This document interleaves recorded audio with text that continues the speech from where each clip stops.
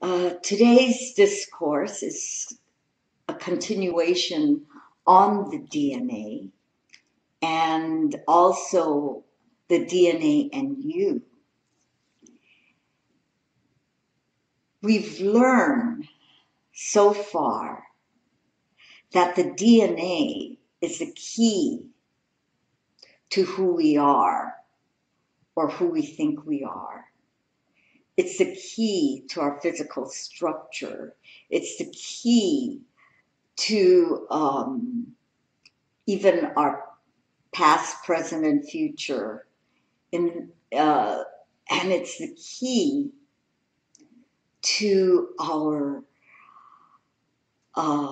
unlocking our divine purpose, our spiritual path, as well as our connection to spirit. For eons of time, we've been so caught up in the victim mentality. And so we thought that we could not change our genes, we could not change our DNA.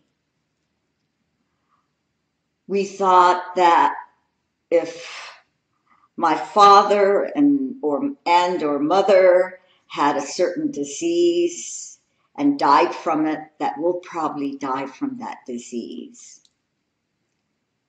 This is so untrue. And we know it through the study of epigenetics and all of that. We know all of this is untrue, that we can change. We can change our DNA. We can change our genes. In fact, we've shared with you several times that the chromosomes, right now we have 2 strands yin and 2 strands yang, and how they form the helix with the DNA, and so on and so forth, with the genes attached to the DNA. But we are coming into this golden era, this 5th dimensional awareness, where we are not limited to 2 strands on each side. But they say even up to, who knows, 14 strands, 15 strands. Who said it had to be the same on each side?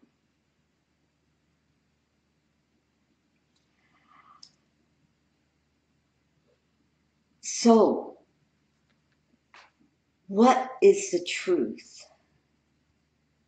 We learn that everything we say, everything that we do, everything that we think, everything that we feel influences the DNA. When there's lower vibrations, that the DNA is a transmitter of light. So when there's lower vibrations, the DNA contracts and there's not much light. And when there's high vibrations, the DNA expands and relaxes, and we are in a state of peace. And this is why our aura is expanding, because we are starting to realize as a human race in mass consciousness that our words, thoughts, and deeds hold a certain vibratory rate, and that they can either create beauty or create chaos. And as we create beauty, our aura starts to expand and expand and expand. So instead of being out this far, our aura can be miles and miles out, out, out, as we practice and we practice. Yes, it does take practice.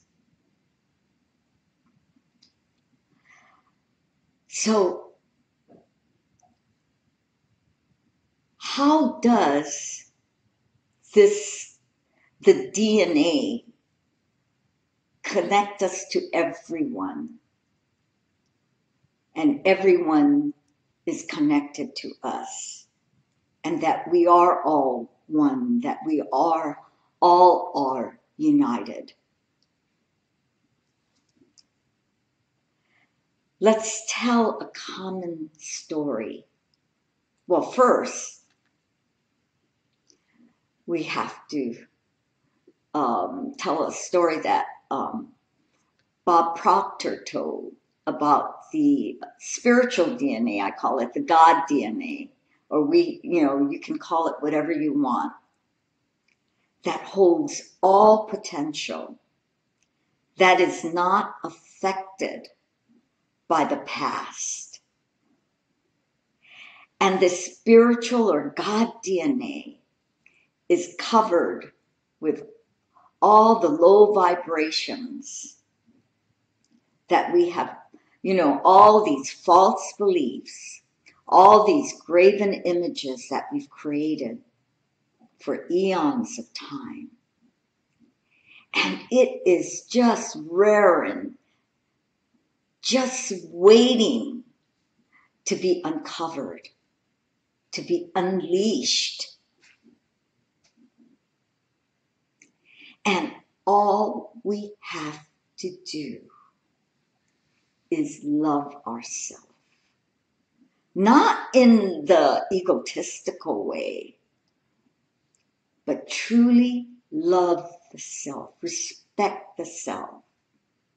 This way we radiate love and respect for all of God's creation, of all of God's creatures.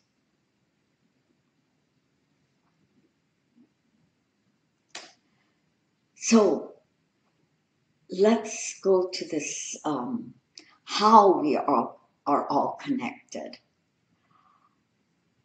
how we are all united, whether we like it or not. I know we told this story during the retreat, but it happens to so many parents and so many children. Children sometimes ask their parents, "Are you going to die?"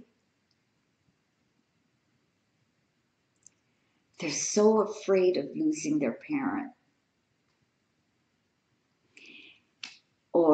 And they're so aware of this fear of loss, fear of death, because it radiates from the parent. The parent says it all the time in speech and action. "Oh, I'm getting old. Oh, you're giving me gray hair. Oh," all these negative things. And so it happens. The parents start to age, they start getting gray hair.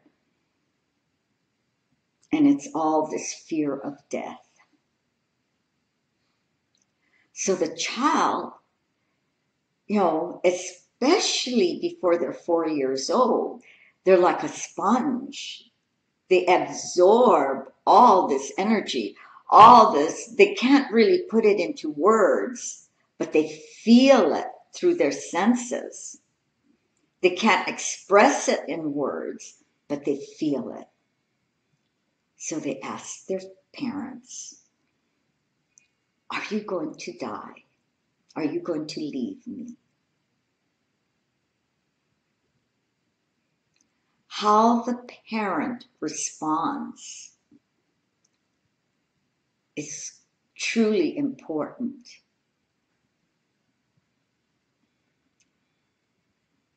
They say, "Everyone dies.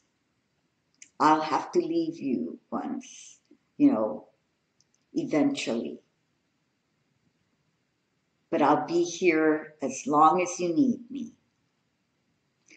Other parents say, "I will always be with you in here. I never die. You never die." And that is the truth. your parents, your lover, your grandparents, your children will always be with you in here, in your DNA, in your genes, in your heart. And so, what about those who had terrible parents, wanted to escape their parents, wanted to escape their siblings? They were horribly abused, physically and verbally, psychologically. They don't want their parents in here. They don't want their parents or siblings to be with them forever. Well, before we incarnate, we make an agreement to play a certain role. There is so much love and harmony in the higher vibrational fields. And then we agree for our soul's sake, for our karmic sake, to come and play a certain role, to help each other ascend, to help the group to ascend, the family to ascend. Therefore, if that awful abusive parent or uncle or aunt or sibling you say is in here, because that's not really them. They're playing a role. You're playing a role because you are forever. Every story, not every story, many stories start off with, especially as children, once upon a time. There is no time, though. There is no space. There is no beginning. There is no end. So it's a story. And that's the point these stories make. They're very symbolic. Once upon a time. Once when there was time.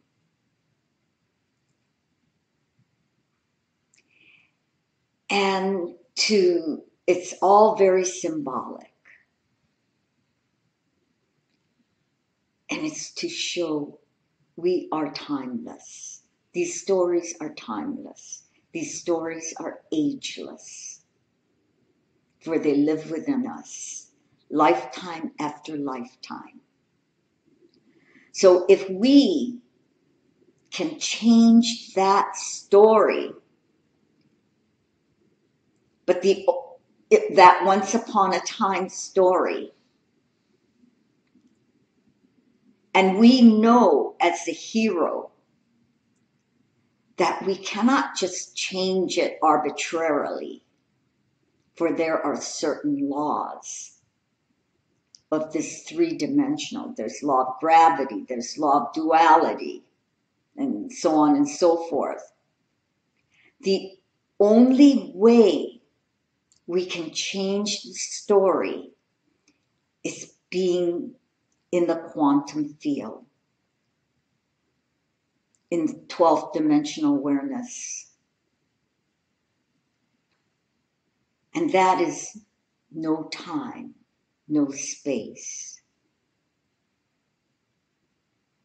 So some of us change it through remembering it, where we remember certain incidences as they are in the present, but we change the story. The happenings may be the same, but we change the perspective of the whole story. We change the future as if it already happened, Because in reality, in this no time, no space, if we can think it, it already happened. It already existed in another dimension. It's just bringing it here in the present, in the here and now. So if by going to these higher dimensions, and here we can change the story, recreate another story, and gain better understanding, gain a higher perspective of of the perpetrator, or even us being the perpetrator, a greater understanding, a love, knowing that this really isn't them that did the terrible things. This really isn't us who did the terrible things. And gaining and having this love for all, because God is all. We not only raise our vibration, but we raise and free the vibration of the perpetrator, even if it's ourselves. So we're freeing ourselves. So that is why it all lives within us. They all live within us. The story is within us.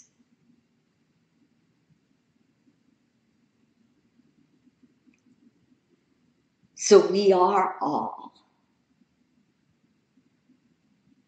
God is all. Everything here is to help us to ascend in the third dimension. And we don't leave the third dimension, as we know. When we say, oh, fifth, sixth, seventh, eighth dimension, so on and so forth. Yes, it's important to vibrate at a high vibrational rate. Yet the fifth dimension cannot exist without the third and second dimensions. First, the one, the first, the one. There is only one. Just like our chakras, there's a chakra within every chakra. So let's read a quote.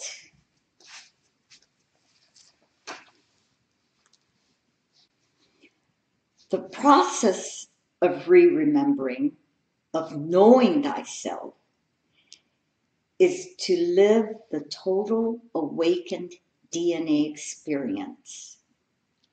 This is enlightenment, unquote.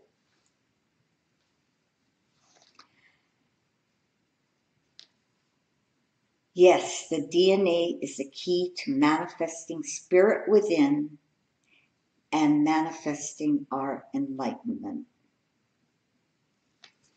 Therefore, it is our duty to raise our vibration, to change our DNA, to be self-realized.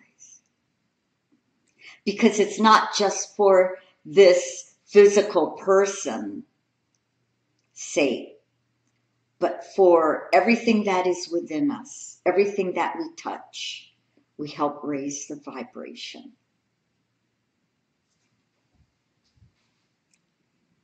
And God is love. God is all. And so please continue to practice raising your vibration. And you will see the world around you change. You'll gain greater understanding. You will see your purpose. You will understand what it means to be a child of God.